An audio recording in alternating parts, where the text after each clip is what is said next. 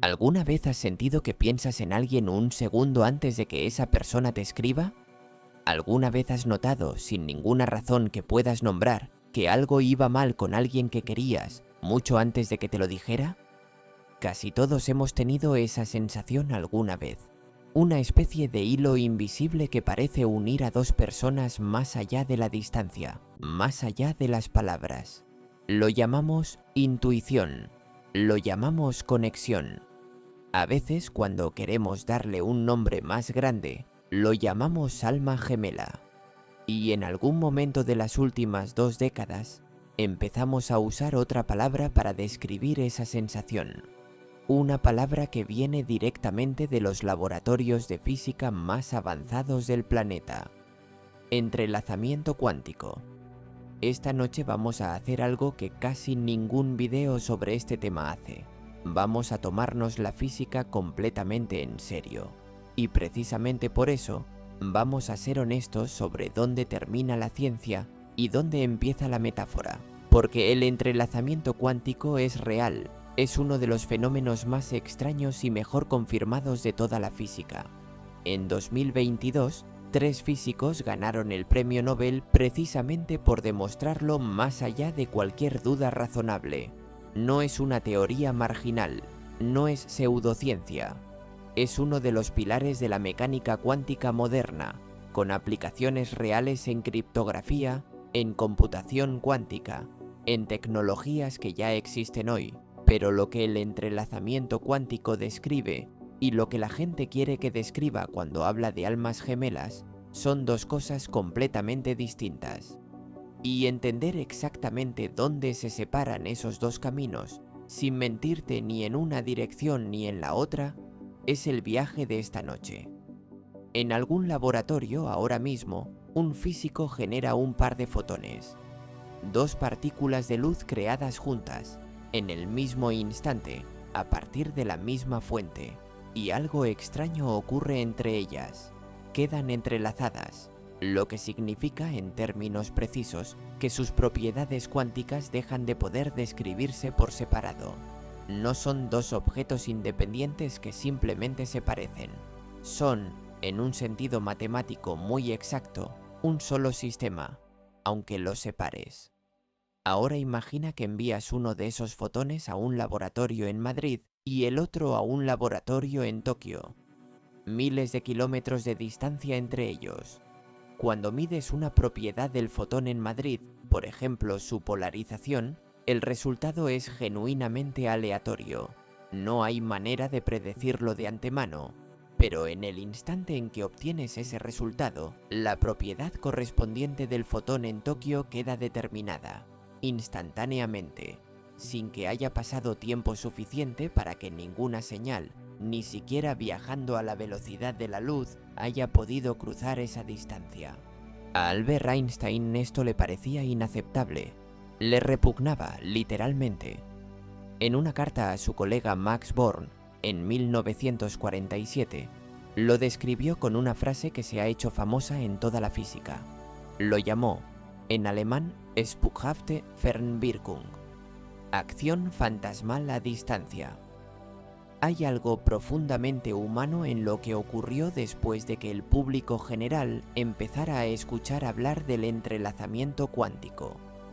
La gente encontró en él una palabra nueva, con peso científico, con aura de verdad incuestionable, para describir algo que llevaba describiendo de otras maneras desde hace miles de años. Los griegos hablaban de almas que habían sido divididas y buscaban su otra mitad. Las tradiciones sufíes hablaban de espíritus gemelos. En el siglo XIX, cuando el magnetismo y la electricidad eran las fronteras de la ciencia, la gente empezó a hablar de atracción magnética entre almas, de corrientes invisibles entre 2 personas destinadas a encontrarse. Cada época usa la ciencia más avanzada de su tiempo como lenguaje para nombrar lo que siente, pero no puede explicar del todo. Y eso no es ridículo, es en realidad uno de los patrones más constantes de la historia humana. Volveremos a esto con calma más adelante en este documental, porque merece una reflexión honesta y no una burla fácil. Pero por ahora, la pregunta que nos ocupa es más simple y más importante. ¿Qué es exactamente lo que la física ha demostrado? ¿Y hasta dónde llega sin exagerar ni un centímetro más? Esta noche vamos a recorrer 8 paradas. Empezaremos en 1935, en la disputa entre Einstein y Niels Bohr, el momento exacto en que el entrelazamiento entró en la historia de la física como una paradoja incómoda que nadie sabía cómo resolver. Después conoceremos a John Bell, un físico de voz suave que en 1964 encontró la manera de convertir esa disputa filosófica en algo que se podía medir en un laboratorio.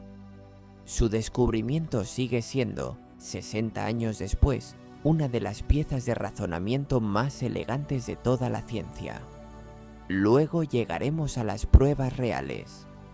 Los experimentos que, década tras década, fueron cerrando cada posible escapatoria, hasta que en 2022 el Comité Nobel decidió que ya no había ninguna duda razonable que quedara por resolver. Y entonces, con todo ese fundamento sólido detrás, haremos algo que casi ningún vídeo sobre este tema hace con honestidad. Vamos a explicar con precisión absoluta lo que el entrelazamiento cuántico no puede hacer. No permite enviar mensajes. No permite comunicación instantánea, en el sentido en que la gente suele imaginarla. No es, en ningún sentido físico verificable, un canal de comunicación entre dos personas separadas por la distancia. Después visitaremos uno de los territorios más fascinantes y menos conocidos de toda esta historia. Los pocos lugares donde el entrelazamiento cuántico sí toca directamente la vida. La fotosíntesis de las plantas. La brújula interna de las aves migratorias. Fenómenos biológicos reales, medidos y publicados en las revistas científicas más exigentes del mundo, donde la física cuántica deja de ser una abstracción de laboratorio y se convierte en parte del funcionamiento de organismos vivos. Y solo entonces, con toda la ciencia ya puesta sobre la mesa, volveremos a la pregunta con la que empezamos. ¿Por qué sentimos lo que sentimos? ¿Por qué buscamos en la física del universo una explicación para el amor? ¿Y qué significa exactamente que la ciencia no pueda confirmar esa conexión, sin que eso signifique que la conexión no sea real? Antes de continuar, quiero hacerte una promesa. No vamos a inflar la física para que suene más romántica de lo que es, y tampoco vamos a burlarnos de la necesidad humana de encontrar significado en el universo. Vamos a tratar ambas cosas, la ciencia y el sentimiento, con el respeto que merecen, por separado, con honestidad sobre dónde se tocan y dónde no. Así que ponte cómodo. Esta noche viajamos desde un laboratorio en Princeton en 1935 hasta las montañas de Tenerife en pleno siglo XXI. Desde una carta furiosa de Einstein hasta un premio Nobel, desde la fotosíntesis de una hoja hasta la pregunta más antigua que los seres humanos nos hemos hecho sobre el amor.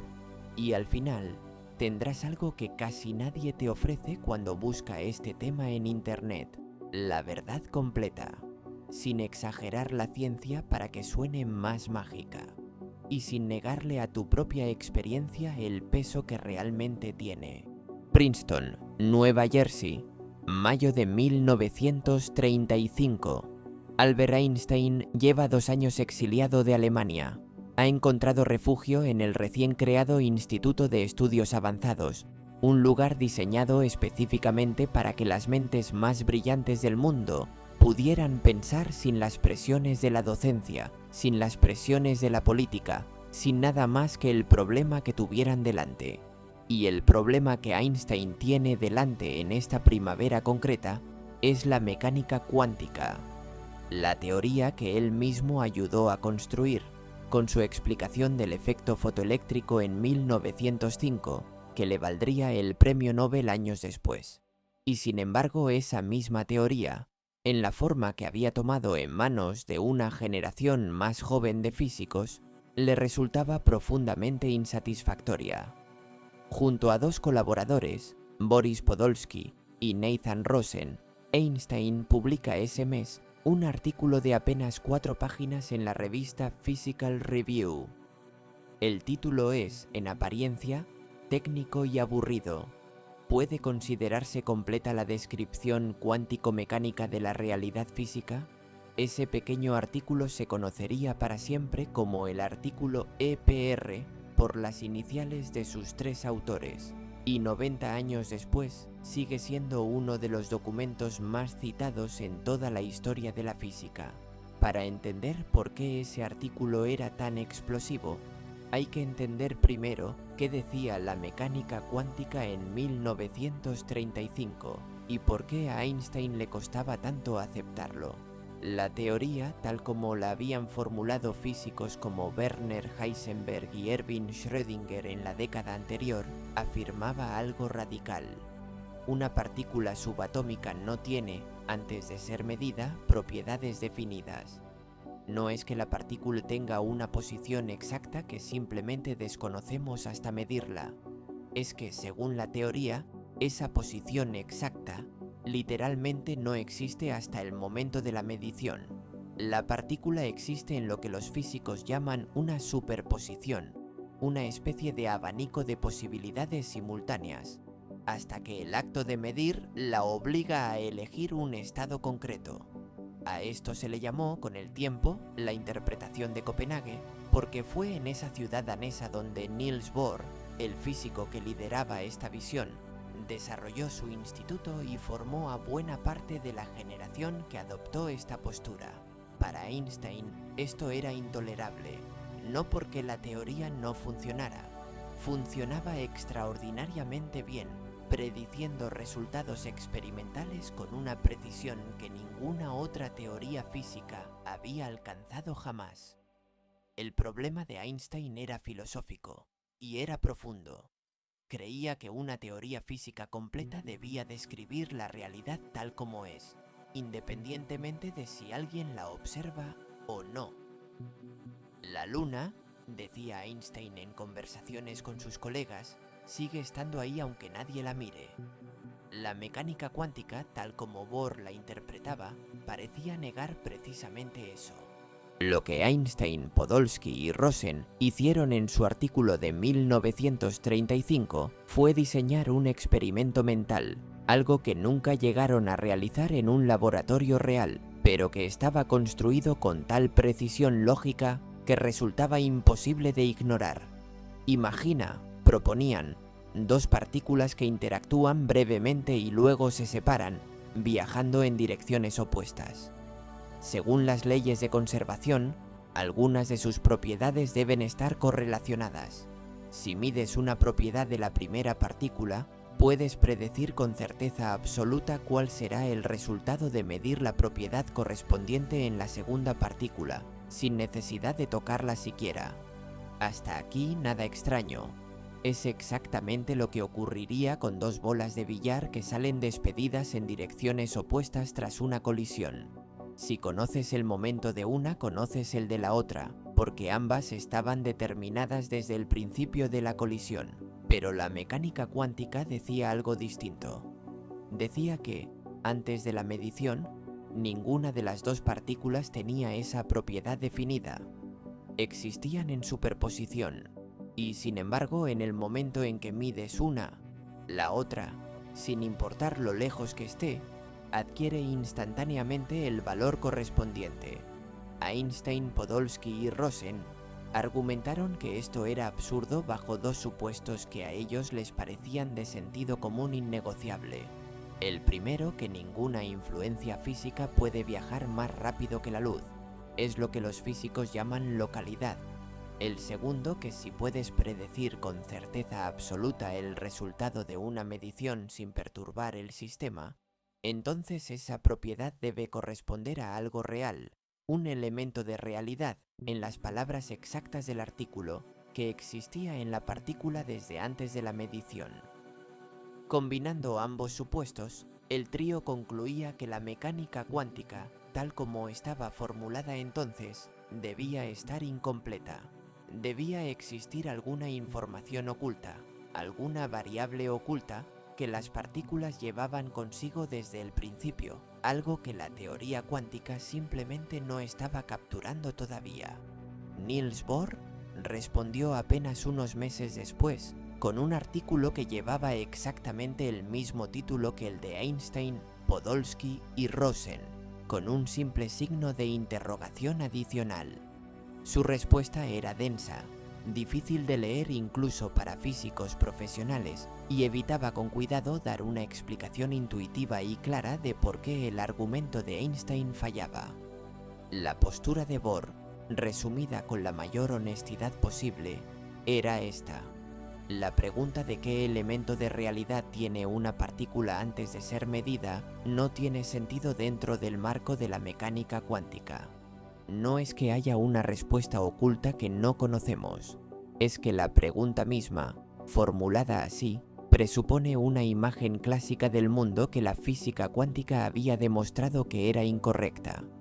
Preguntar por el valor de una propiedad antes de medirla, decía Bohr, es como preguntar por el color de un sonido.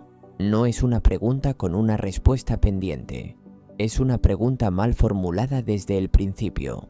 El intercambio entre Einstein y Bohr sobre este tema se prolongó, de manera intermitente, durante el resto de la vida de ambos. Bohr llegaría a decir años después que ninguna otra confrontación intelectual de su carrera le había obligado a pensar tan cuidadosamente sobre los fundamentos de su propia disciplina. Cuando Bohr murió en 1962, se encontró en la pizarra de su despacho un dibujo que representaba precisamente el experimento mental original de Einstein sobre la caja de luz, uno de los primeros desafíos que Einstein le había planteado décadas antes. Bohr seguía, literalmente hasta el final de su vida, trabajando sobre las preguntas que Einstein le había hecho. Aquí está el punto más importante de esta parte de la historia, y el que la mayoría de los relatos populares sobre este tema no explican bien. Durante los 30 años siguientes al artículo de 1935, esta disputa entre Einstein y Bohr no se consideraba dentro de la física profesional algo que se pudiera resolver experimentalmente. Se consideraba filosofía, una cuestión de interpretación. Ambos bandos coincidían en que las predicciones matemáticas de la mecánica cuántica eran correctas, verificadas una y otra vez en experimentos reales. La disputa era sobre qué significaban esas matemáticas acerca de la naturaleza última de la realidad, y esa pregunta, según la sabiduría de la época, no tenía ninguna forma de comprobarse en un laboratorio. Era, en el peor sentido posible para un físico, algo intestable. Muchos físicos jóvenes, de hecho, aprendieron a evitar el tema por completo si querían avanzar en sus carreras. Preguntarse por los fundamentos filosóficos de la mecánica cuántica se consideraba una pérdida de tiempo, una distracción de la física real, que consistía en calcular y predecir, no en preguntarse por qué el universo funcionaba así. Esta situación se mantendría, prácticamente sin cambios, hasta 1964. Ese año, un físico irlandés que trabajaba en el CERN, en Suiza, diseñando aceleradores de partículas durante el día, dedicaría sus horas libres a un problema que la mayoría de sus colegas consideraban ya resuelto, o al menos irresoluble. Se llamaba John Stewart Bell, y lo que descubrió en un artículo de apenas 6 páginas publicado en una revista que dejaría de existir poco después, convertiría por primera vez en la historia esta disputa filosófica en algo que se podía medir con instrumentos reales, en un laboratorio real. Detengámonos aquí un momento, porque es importante no adelantarnos. En este punto de la historia, en 1935, nadie, ni Einstein, ni Bohr, ni ningún físico del mundo, había demostrado experimentalmente nada sobre el entrelazamiento cuántico. Lo que existía era una discrepancia filosófica extraordinariamente sofisticada sobre qué tipo de realidad describía la mecánica cuántica. Einstein sospechaba que existía información oculta, transportada localmente por cada partícula, que explicaría las correlaciones sin necesidad de ninguna acción fantasmal instantánea. Bohr sostenía que esa pregunta formulada en esos términos carecía de sentido.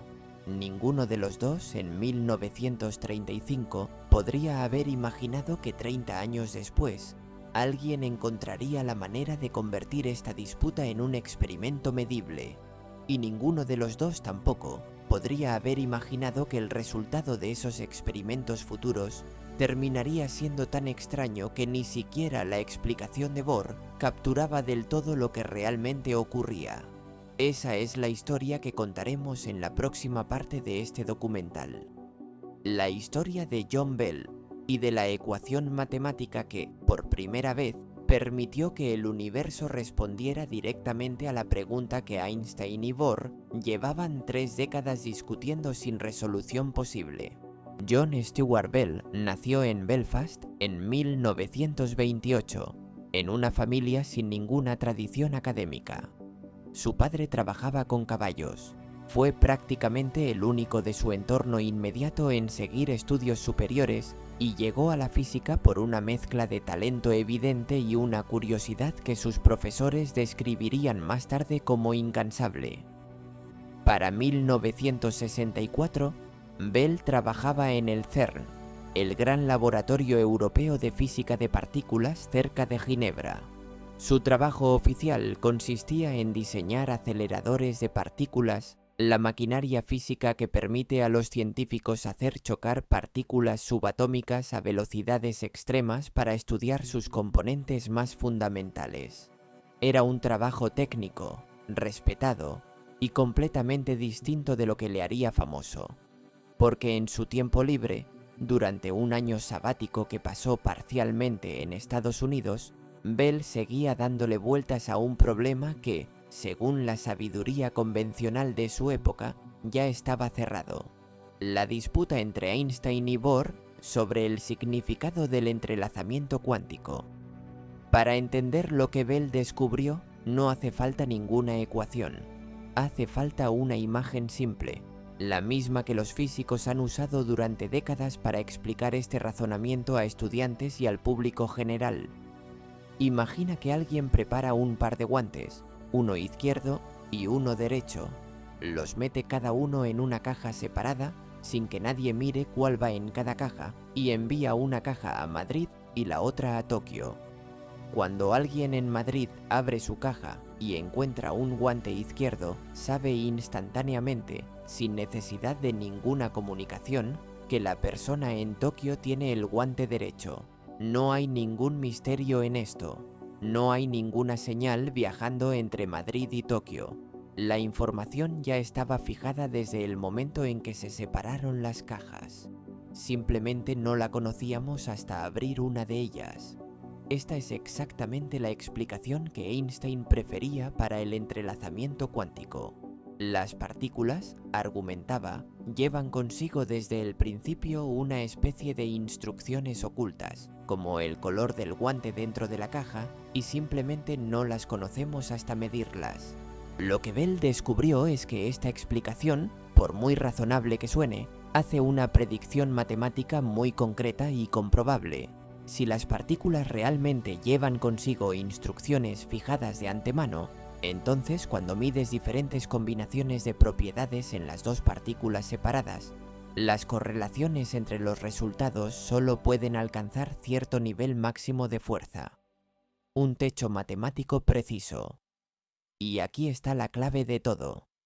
La mecánica cuántica, con sus ecuaciones estándar, predecía que las partículas entrelazadas romperían ese techo, que las correlaciones entre ellas serían más fuertes de lo que cualquier explicación basada en instrucciones ocultas locales podría producir jamás. Esto es lo que hace que el teorema de Bell sea, para muchos físicos, uno de los resultados más elegantes de toda la historia de la ciencia. No resolvía la disputa entre Einstein y Bohr diciéndole a uno de los dos que tenía razón por argumentos filosóficos. La resolvía convirtiendo la disputa en una pregunta empírica.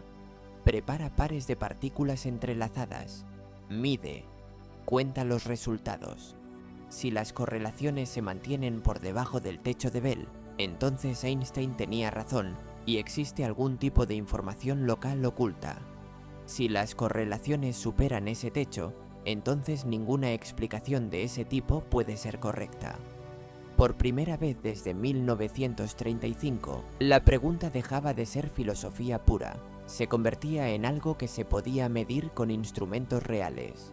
Es importante detenerse en algo que casi ningún relato popular sobre este tema menciona, pero que el propio Bell señaló con total claridad en su trabajo. Su demostración descansaba sobre una suposición, y esa suposición era que los físicos, al elegir qué propiedad medir en cada partícula, lo hacían de manera genuinamente libre e independiente del comportamiento de las propias partículas. Esto puede sonar como un detalle técnico sin importancia, pero no lo es.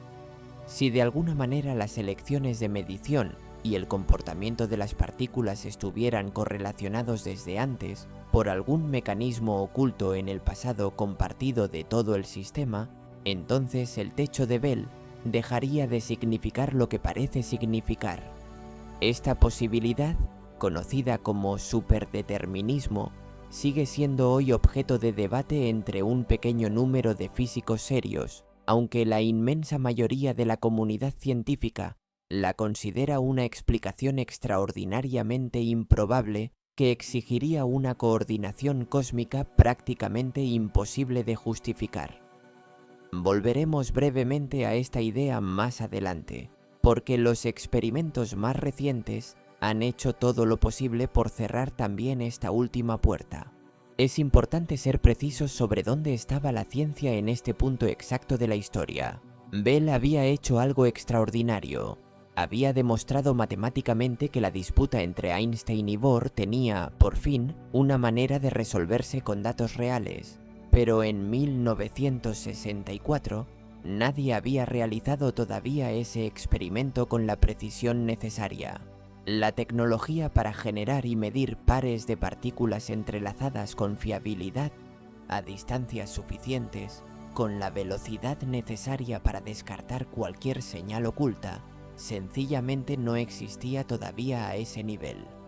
El artículo de Bell circuló durante años casi como una curiosidad teórica entre un pequeño grupo de físicos interesados en los fundamentos de la mecánica cuántica, un campo que, como mencionamos en la parte anterior, no gozaba de mucho prestigio dentro de la física convencional de la época. Eso cambiaría a partir de la década de 1970, cuando un físico llamado John Closer, en Estados Unidos, decidiría hacer algo que muy pocos se habían atrevido a intentar: convertir la elegante matemática de Bell en un experimento físico real, con luz, con cristales, con detectores, en un laboratorio. Ese sería el primero de una larga serie de experimentos que, durante los siguientes 50 años, irían cerrando una por una todas las posibles escapatorias del razonamiento de Bell. Cada nueva generación de físicos encontraría formas más ingeniosas de asegurarse de que ninguna señal oculta, ninguna coincidencia estadística, ninguna imperfección técnica pudiera explicar los resultados de otra manera. Esa es la historia que contaremos en la próxima parte. La historia de las pruebas reales, de los experimentos que, uno tras otro, llevarían a la comunidad científica mundial a una conclusión que, 50 años antes, ni siquiera Bell se había atrevido a dar por segura. John Closer era, según sus propias palabras años después, un estudiante de posgrado sin mucho que perder. En la Universidad de Columbia, a finales de los años 60, se topó con el artículo de John Bell casi por casualidad, y quedó fascinado por algo que la mayoría de sus profesores consideraban una pérdida de tiempo. Decidió que quería ser el primero en llevar la idea de Bell a un laboratorio real. No fue una decisión sin costes. Trabajar en los fundamentos de la mecánica cuántica, en aquella época, se consideraba casi un suicidio profesional. Closer recordaría más tarde que varios de sus mentores le advirtieron directamente que arruinaría su carrera si insistía en ese camino. Lo hizo de todos modos. Junto a Stuart Friedman, entonces también estudiante, Clauser diseñó y construyó en 1972 en la Universidad de California en Berkeley el primer experimento serio destinado a poner a prueba el teorema de Bell con partículas reales. Usaron fotones, partículas de luz generados por átomos de calcio excitados con luz ultravioleta. Para entender por qué la comunidad científica tardaría décadas en dar por completamente zanjado este asunto, hay que entender qué tipo de lagunas preocupaban a los físicos. No eran dudas sobre si la mecánica cuántica funcionaba, eran dudas mucho más sutiles, del tipo que hace que la ciencia real avance con tanta lentitud y tanto cuidado. La primera se llama la laguna de detección. Los detectores de fotones de la época no eran perfectos, perdían una fracción de las partículas. Un crítico riguroso podía argumentar que quizás los fotones detectados no eran una muestra representativa de todos los fotones generados y que esa muestra sesgada era la que producía la apariencia de violar el límite de Bell. La segunda se llama la laguna de localidad. Si los dos detectores, en los que se mide cada partícula del par entrelazado, están lo suficientemente cerca entre sí, o si la elección de qué medir se hace con demasiada anticipación, en teoría podría existir alguna señal física, viajando a la velocidad de la luz o más lento, que comunicara información entre un lado del experimento y el otro, produciendo el mismo resultado sin necesidad de ningún fenómeno cuántico genuino. En 1982, en la Universidad de París-Sur, un físico francés llamado Alain Aspect llevó los experimentos un paso decisivo más allá.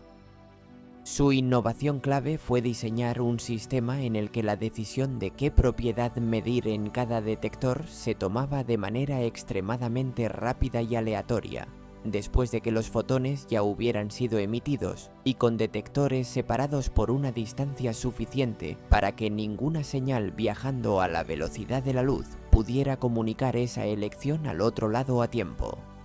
Fue el primer experimento que abordó seriamente la laguna de localidad, y una vez más, los resultados favorecieron a la mecánica cuántica, violando el límite de Bell con una claridad estadística notable. Durante las 3 décadas siguientes, un físico austríaco llamado Anton Zeilinger y su equipo se convertirían en una de las fuerzas más influyentes en llevar estos experimentos cada vez más lejos. Zeilinger trabajó tanto en cerrar las lagunas técnicas que aún quedaban abiertas como en ampliar drásticamente las distancias a las que se podía demostrar el entrelazamiento cuántico, incluyendo experimentos pioneros de teletransportación cuántica de información, un fenómeno real y verificado que no tiene nada que ver con la teletransportación de ciencia ficción, sino con la transferencia del estado cuántico de una partícula a otra distante. El momento que muchos físicos consideran el cierre definitivo de todas las lagunas principales llegó en 2015, cuando 3 equipos de investigación independientes, trabajando en Delft, en Viena y en Boulder, Colorado, publicaron experimentos que cerraban simultáneamente tanto la laguna de detección como la laguna de localidad en un único diseño experimental. El 4 de octubre de 2022, la Real Academia Sueca de Ciencias anunció que el Premio Nobel de Física de ese año sería otorgado conjuntamente a 3 físicos, John Clauser, Alain Aspect y Anton Zeilinger. El comunicado oficial del comité especificaba el motivo con precisión: por experimentos con fotones entrelazados, estableciendo la violación de las desigualdades de Bell y siendo pioneros en la ciencia de la información cuántica.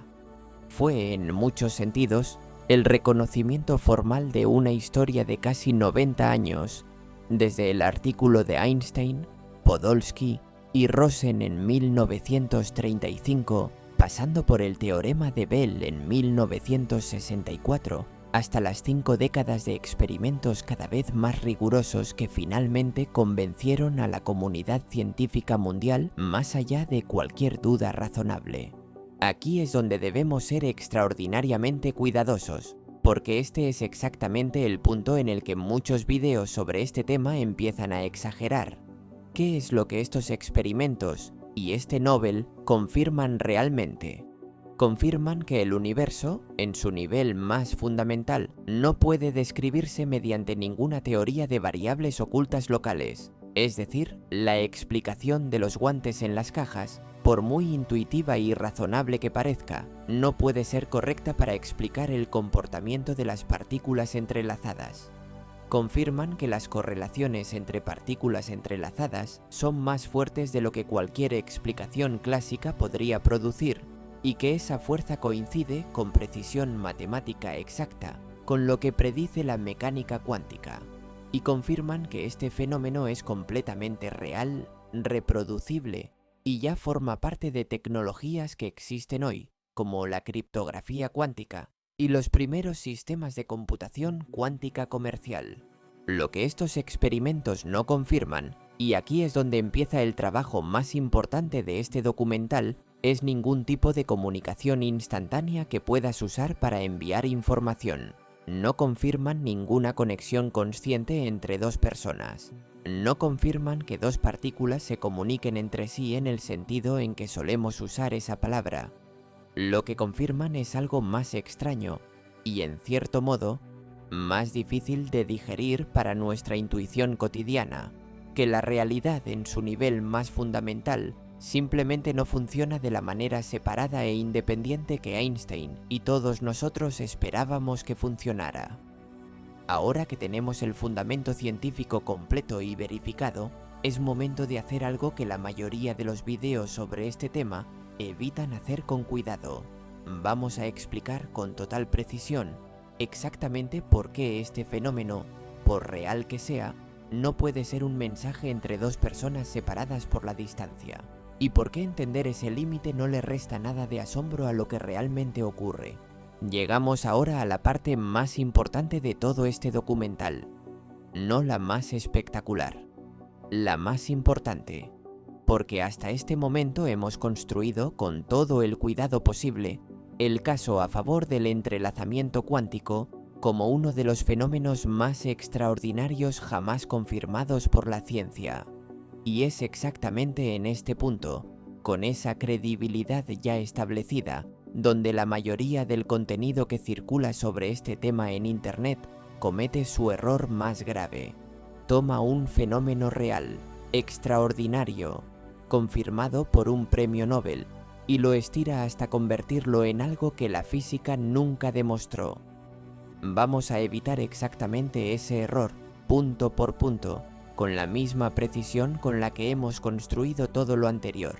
Existe un resultado matemático en física cuántica llamado el teorema de no comunicación, o teorema de no señalización.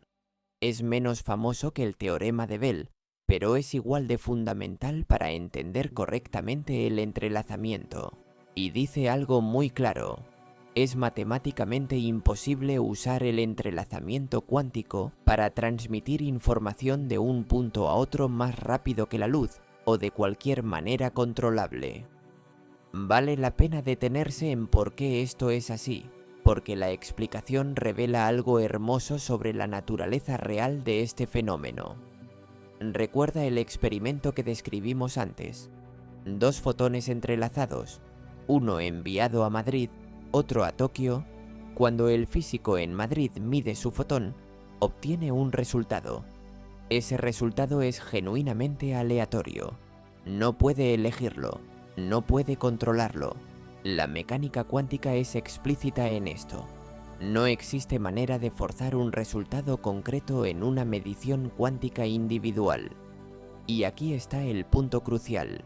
La persona en Tokio, si mide su fotón sin saber nada de lo que ocurrió en Madrid, obtendrá también un resultado genuinamente aleatorio en su propia medición individual.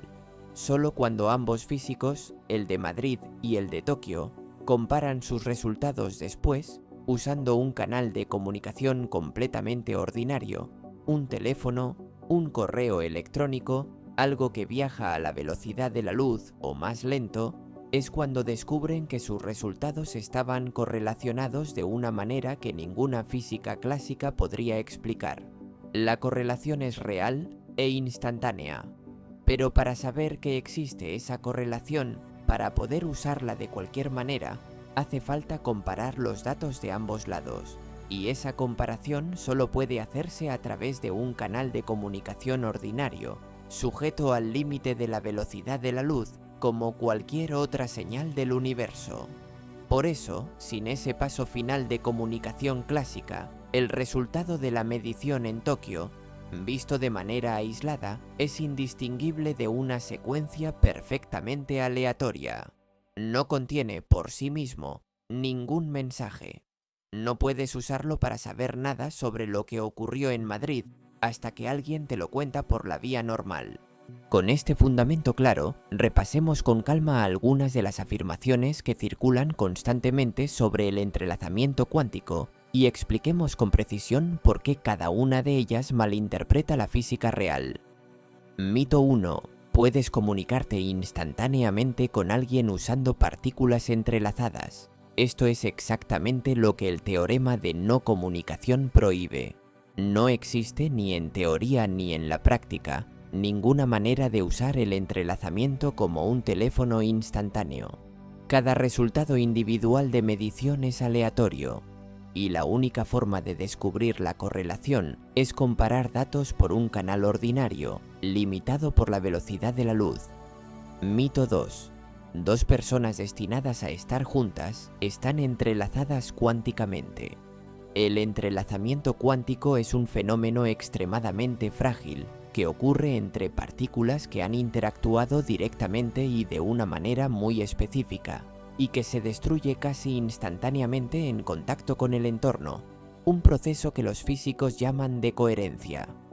Dos seres humanos, formados por billones y billones de partículas en constante interacción con el ambiente que los rodea, no pueden mantener ningún tipo de entrelazamiento cuántico coherente entre sí a ninguna distancia relevante, y mucho menos de manera permanente.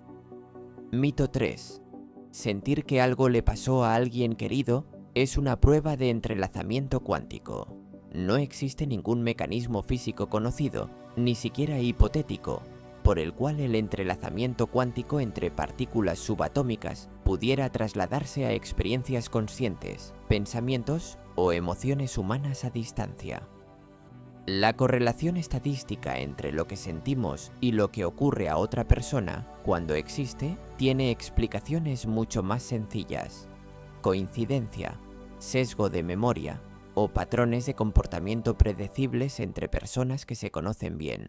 Vale la pena detenerse un momento en esto, porque es una de las explicaciones psicológicas más sólidas y menos glamurosas de por qué sentimos tan a menudo esa conexión inexplicable con alguien. Cada día pensamos en decenas, a veces cientos de personas. La inmensa mayoría de esos pensamientos no coinciden con nada especial que le esté ocurriendo a esa persona en ese momento. Simplemente no los recordamos, porque no hay nada memorable que los conecte a un evento posterior. Pero de vez en cuando, por pura probabilidad, pensamos en alguien justo antes de que esa persona nos llame, o justo antes de enterarnos de que le pasó algo. Ese momento sí lo recordamos, precisamente porque coincide con algo significativo. Nuestro cerebro, que está diseñado evolutivamente para detectar patrones y conexiones, guarda esa coincidencia con mucha más fuerza que los cientos de veces en que pensamos en la misma persona sin que ocurriera nada especial. Es importante que este capítulo de Desmentidos no te deje con la sensación de que el entrelazamiento cuántico es aburrido o de que hemos matado toda la magia de la historia. Todo lo contrario.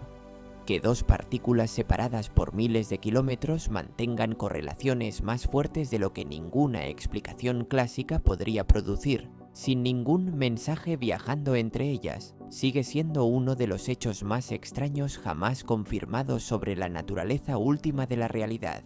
Sigue significando que el universo, en su nivel más profundo, no es un conjunto de objetos completamente separados e independientes entre sí, como toda nuestra intuición cotidiana insiste en creer. El físico Anton Zeilinger Uno de los 3 ganadores del Nobel de 2022 ha dicho en varias entrevistas que después de décadas estudiando este fenómeno, todavía le produce asombro genuino cada vez que lo explica. Y lo dice siendo precisamente uno de los físicos más rigurosos a la hora de explicar exactamente qué es lo que el entrelazamiento puede y no puede hacer. Ese asombro genuino, anclado en hechos reales y no en exageraciones, es exactamente el tipo de maravilla que este documental quiere ofrecerte. No necesitamos inflar la física para que sea suficientemente asombrosa. Ya lo es, tal como realmente es. Ahora que hemos trazado con total claridad la frontera entre lo que la física confirma y lo que no, vamos a explorar algo mucho menos conocido, pero igual de fascinante. Los pocos lugares donde la física cuántica sí toca directamente la vida. No metafóricamente, físicamente, en organismos vivos reales, medidos en laboratorios reales, publicados en las revistas científicas más exigentes del planeta. Hasta ahora hemos hablado del entrelazamiento cuántico como un fenómeno de laboratorio, fotones generados con precisión extrema, enfriados a temperaturas cercanas al cero absoluto, aislados cuidadosamente de cualquier interferencia del entorno. Es en esas condiciones controladas donde los físicos han podido demostrar el entrelazamiento con total claridad. Y esto plantea una pregunta razonable. Si el entrelazamiento cuántico es tan frágil, tan fácil de destruir por el más mínimo contacto con el entorno, ¿cómo podría tener algo que ver con la vida, ese entorno cálido, húmedo y caótico por definición? Durante mucho tiempo, la mayoría de los físicos habrían respondido que no podría, en absoluto. Los sistemas biológicos, decía la sabiduría convencional, son demasiado calientes y demasiado desordenados para que ningún efecto cuántico coherente sobreviva más que un instante insignificante.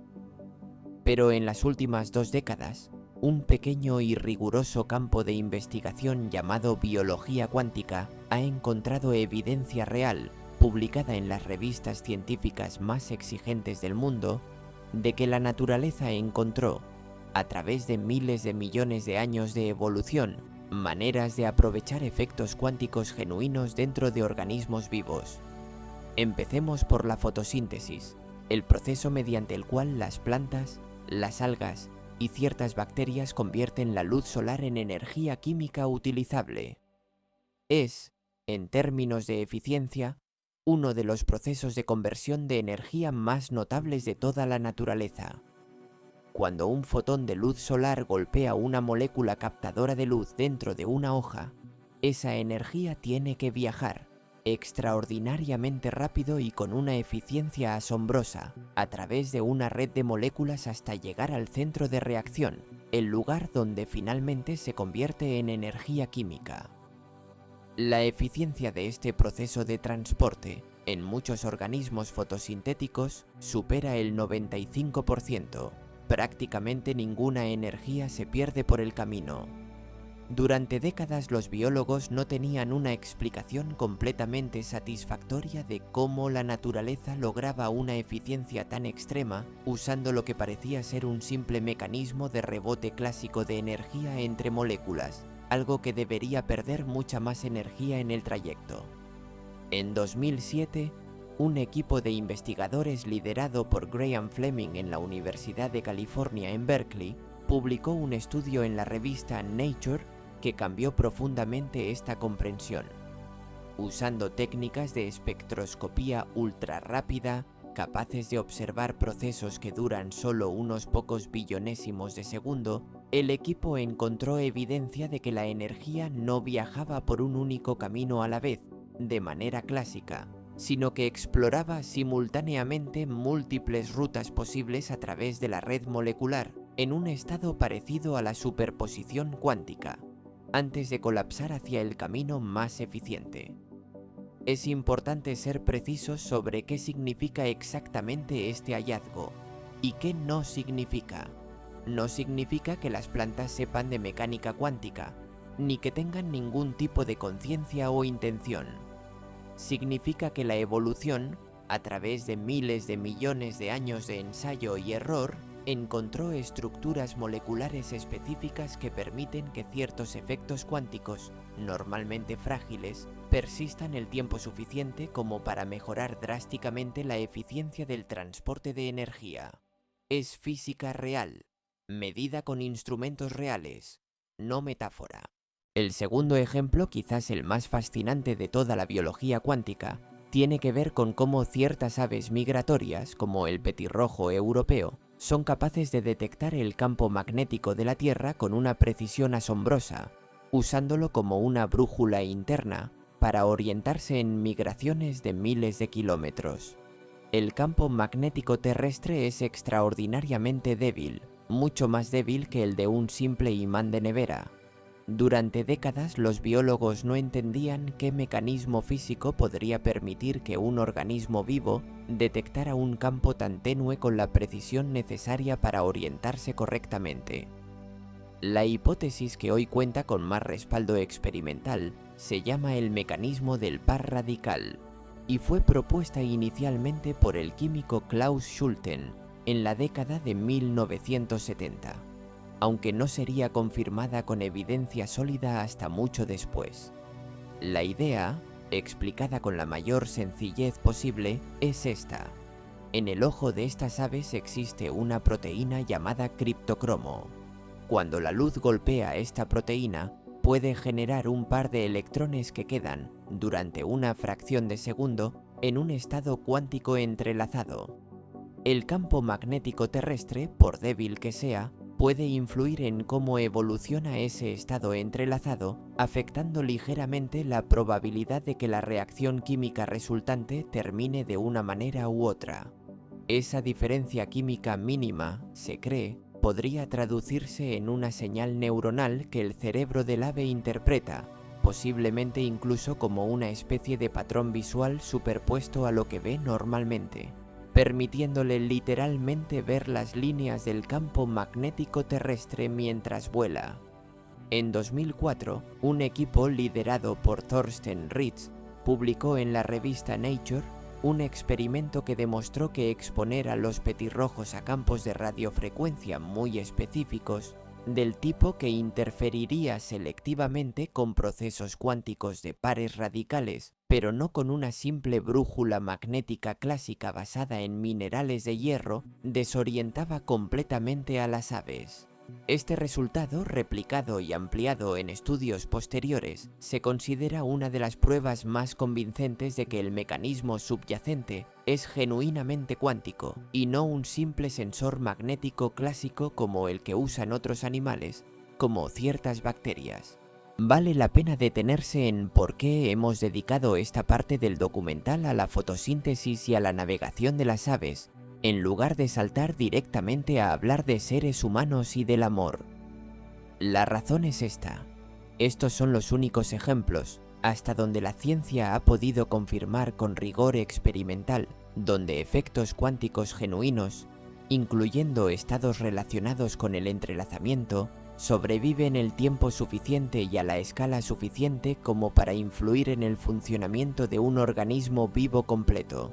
Y observa con atención las condiciones necesarias para que esto ocurra. En ambos casos, hablamos de procesos que ocurren a escalas de tiempo extraordinariamente cortas, fracciones de billonésimas de segundo, en estructuras moleculares específicas que la evolución perfeccionó durante millones de años precisamente para proteger esos frágiles estados cuánticos del ruido del entorno, el tiempo justo y necesario. No hablamos de conexiones entre organismos separados por kilómetros de distancia. No hablamos de procesos que duren minutos, horas o toda una vida. Hablamos de efectos exquisitamente delicados, confinados a escalas de tiempo y espacio extremadamente pequeñas, dentro de estructuras moleculares especializadas. Ningún estudio serio ha encontrado, ni remotamente, evidencia de que un fenómeno análogo pudiera ocurrir entre el cerebro de una persona y el cerebro de otra, separados por kilómetros, manteniéndose coherente durante el tiempo necesario para transmitir algo parecido a un pensamiento o una emoción. La distancia entre lo que la biología cuántica ha demostrado y lo que se necesitaría para explicar una conexión de almas gemelas cuántica es, literalmente, la distancia entre billonésimas de segundo y toda una vida humana. Y sin embargo, hay algo genuinamente conmovedor en lo que la biología cuántica sí ha demostrado, que la vida misma, en su funcionamiento más íntimo, no es completamente ajena a las reglas más extrañas del universo cuántico, que una hoja capturando luz solar o un pájaro diminuto cruzando un continente entero guiado por líneas invisibles de magnetismo están, en algún nivel microscópico y fugaz, tocando exactamente el mismo tipo de física que estudiamos en los laboratorios más avanzados del planeta. Ese es un asombro real, ganado con evidencia real. No necesita ninguna exageración para ser hermoso. Ahora que hemos recorrido toda la ciencia, desde la disputa de Einstein y Bohr hasta las fronteras más recientes de la biología cuántica, es momento de volver a la pregunta con la que empezamos esta noche. ¿Por qué, a pesar de todos estos límites que acabamos de trazar con tanto cuidado, seguimos sintiendo la necesidad de usar el lenguaje de la física para hablar del amor? Esa pregunta, resulta, tiene una historia propia, mucho más antigua de lo que imaginas. Ahora que hemos recorrido la física real con todo el rigor que merece, es momento de hacer la pregunta que quedó en suspenso desde el primer minuto de este documental. ¿Por qué, exactamente, sentimos la necesidad de tomar prestado el lenguaje de la ciencia más avanzada de nuestra época para nombrar algo tan antiguo como el vínculo humano? Y la respuesta empieza con un hecho histórico curioso. No es la primera vez que hacemos esto, ni de lejos.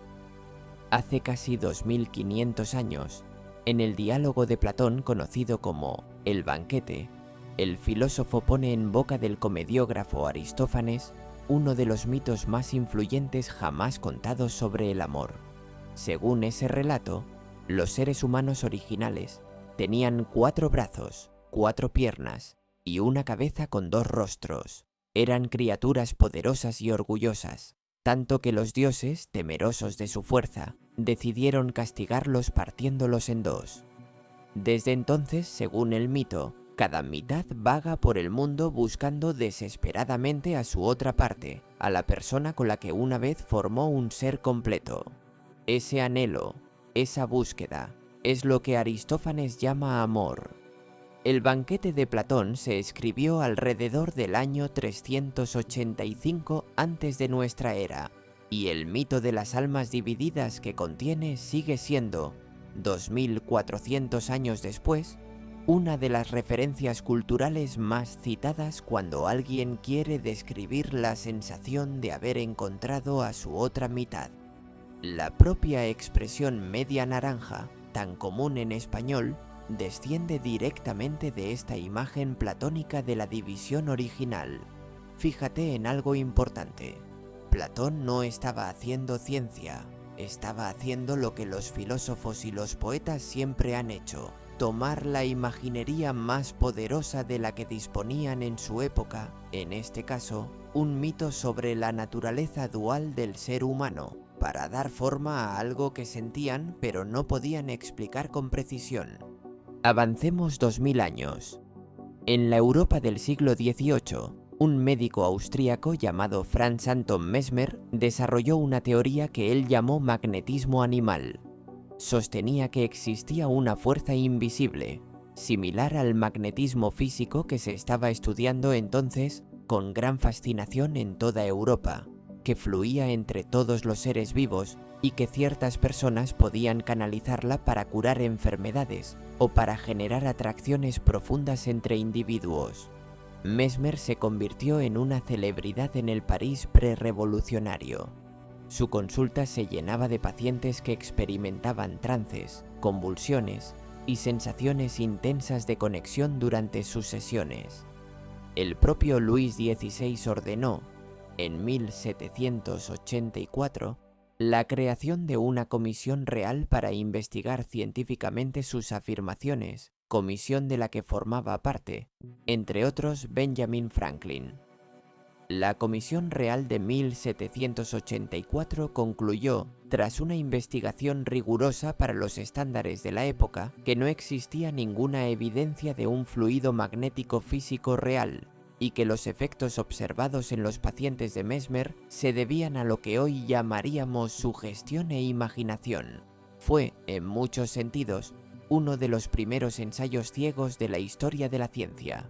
Y sin embargo, la palabra mesmerizar, que hoy usamos en español y en inglés para describir una fascinación hipnótica, sigue llevando su nombre, y la idea de una fuerza invisible que conecta a las personas nunca dejó de circular culturalmente, simplemente cambiando de vocabulario con cada nueva generación de descubrimientos científicos. El patrón no se detuvo ahí. Cuando la electricidad se convirtió en la maravilla tecnológica de finales del siglo XIX, la gente empezó a describir la atracción entre dos personas como una chispa o una corriente eléctrica. Cuando la radio y las ondas electromagnéticas capturaron la imaginación pública en las primeras décadas del siglo XX, se popularizó la idea de estar en la misma frecuencia que alguien o de captar sus vibraciones u ondas. Todas estas expresiones siguen vivas hoy en nuestro lenguaje cotidiano. Decimos que alguien nos da buena o mala vibra. Decimos que dos personas están en la misma onda. Decimos que hubo una chispa instantánea entre ellas. Ninguna de estas frases se refiere, literalmente, a electricidad o a ondas de radio reales.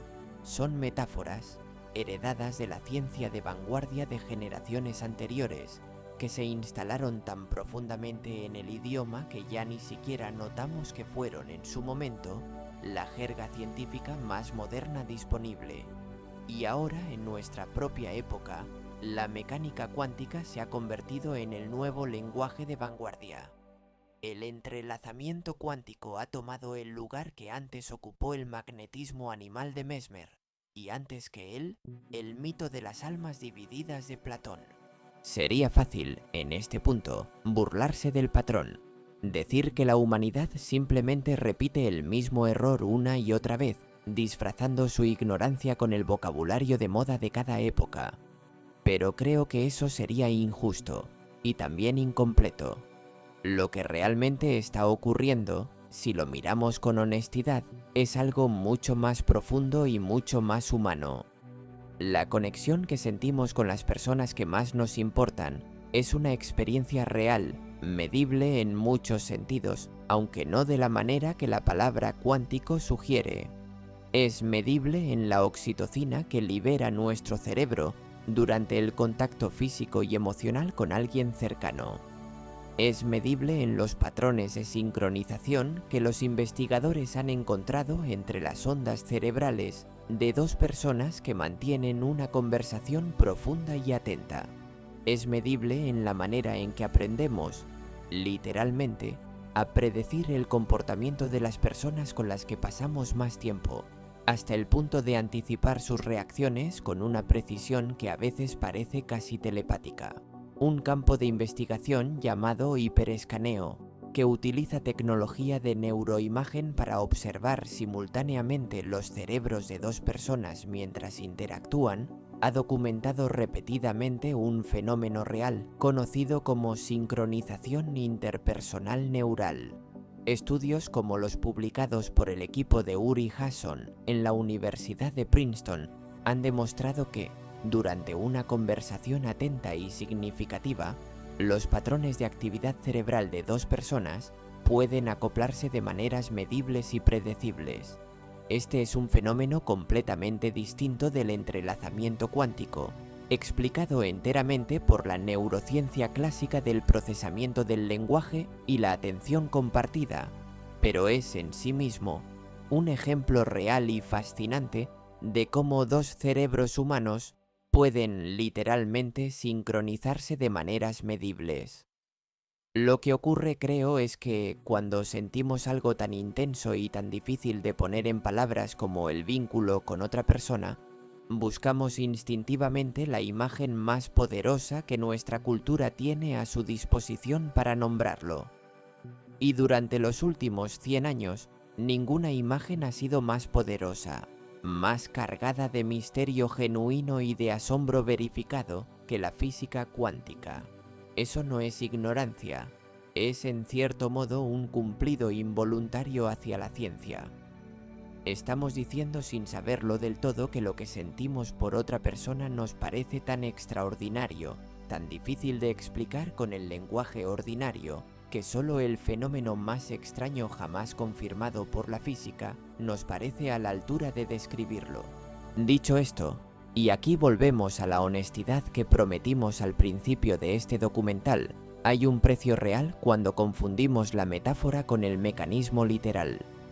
Cuando alguien afirma, sin matices, que está cuánticamente entrelazado con otra persona y trata esa afirmación como un hecho científico literal en lugar de una manera poética de hablar, corre el riesgo de malinterpretar también otras cosas, de esperar señales sobrenaturales de conexión que en realidad son solo coincidencia y sesgo de memoria, de construir explicaciones pseudocientíficas sobre por qué una relación funciona o no funciona, en lugar de mirar con honestidad la comunicación, el esfuerzo y las decisiones reales que sostienen cualquier vínculo humano duradero.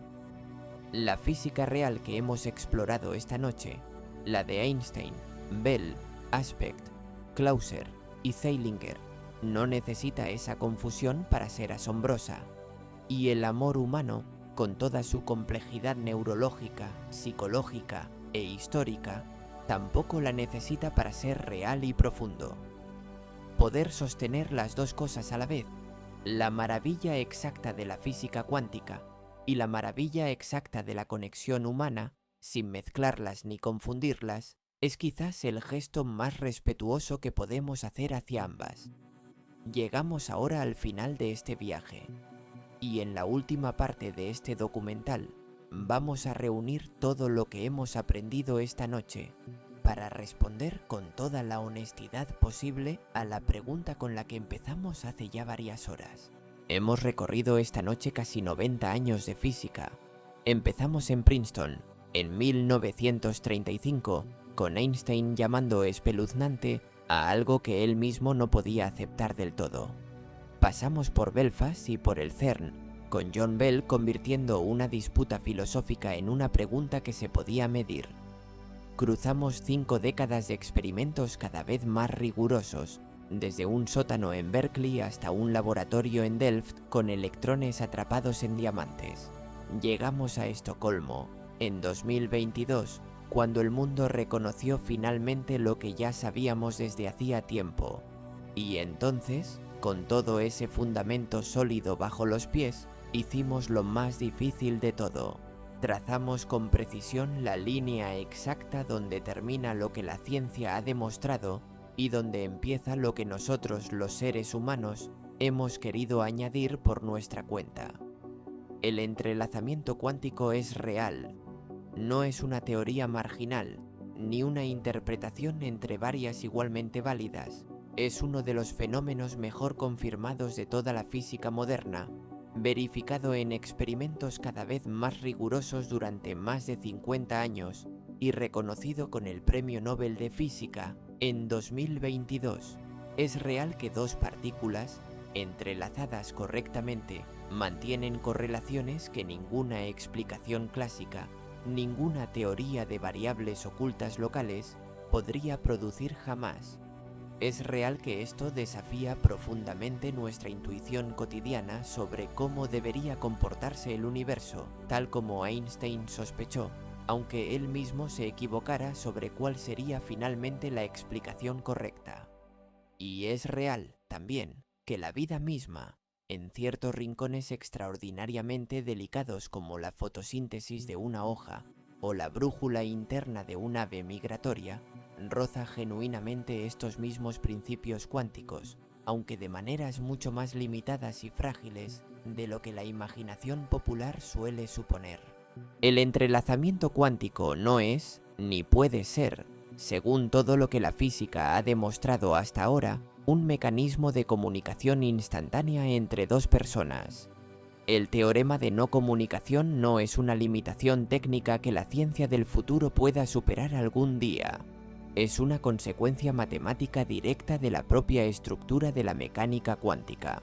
No existe ningún mecanismo físico conocido, ni siquiera hipotético dentro de la física seria actual, por el cual dos cerebros humanos, formados por billones de partículas en constante interacción caótica con su entorno, pudieran mantener ningún tipo de coherencia cuántica relevante entre sí, y mucho menos a través de kilómetros de distancia, y mucho menos durante los años o décadas que dura una relación humana real. Cuando sentimos esa conexión inexplicable con alguien, esa sensación de saber algo antes de que nos lo digan, lo que estamos experimentando tiene explicaciones reales y fascinantes por derecho propio. La memoria selectiva que recuerda las coincidencias y olvida los cientos de veces en que no hubo ninguna, el conocimiento profundo e inconsciente que desarrollamos de las personas que más nos importan, la sincronización neuronal real que la neurociencia ha medido en conversaciones profundas entre dos personas atentas la una a la otra. Quiero que te quedes con algo antes de que cierres los ojos esta noche. Ninguna de las dos verdades que hemos explorado le resta absolutamente nada a la otra. La física cuántica no necesita el amor humano para ser extraordinaria. Ya lo es, con toda su rareza matemática, con sus décadas de experimentos meticulosos, con su premio Nobel bien merecido. No hace falta prestarle emoción humana para que sea fascinante. Lo es en sus propios términos, fríos y precisos, y esa frialdad no la hace menos hermosa. La hace, si acaso, más digna de asombro, porque es un asombro que no depende de ninguna proyección nuestra. Y el amor humano, la conexión real que sentimos por las personas que más nos importan, tampoco necesita tomar prestada la física cuántica para ser profundo, real y extraordinario. Es extraordinario en sus propios términos, en la biología de la oxitocina, en la psicología de la memoria compartida, en la sincronización neuronal medible entre dos personas que se escuchan de verdad, en las miles de pequeñas decisiones diarias que sostienen un vínculo a lo largo de los años. Ninguna de esas cosas necesita sonar a física de partículas para importar. Si esta noche piensas en alguien mientras te quedas dormido, en alguien que quieres, en alguien que está lejos, en alguien que ya no está, no necesitas ningún mecanismo cuántico para justificar por qué esa persona sigue viva en tu mente. La memoria humana, por sí sola, sin ninguna física exótica de por medio, es ya una de las formas de conexión más extrañas y más hermosas que existen en el universo conocido.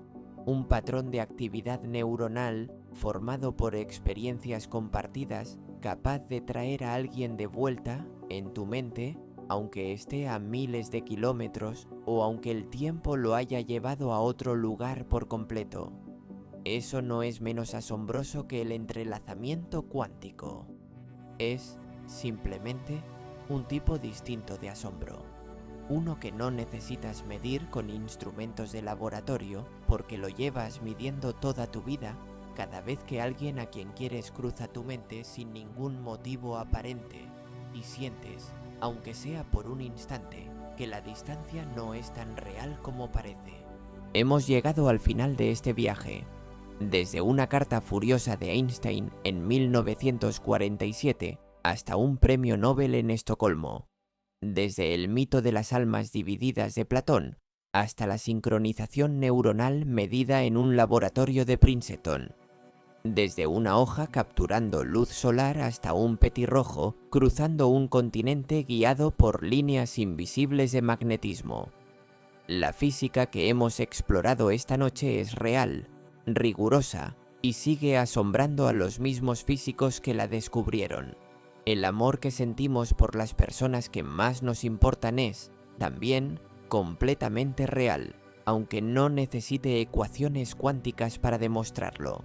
Quizás no estamos entrelazados cuánticamente con nadie, pero estamos conectados de todas formas, a través de la memoria, a través de la atención que nos prestamos mutuamente, a través de años compartidos que dejan huella real, medible, en la estructura misma de nuestro cerebro.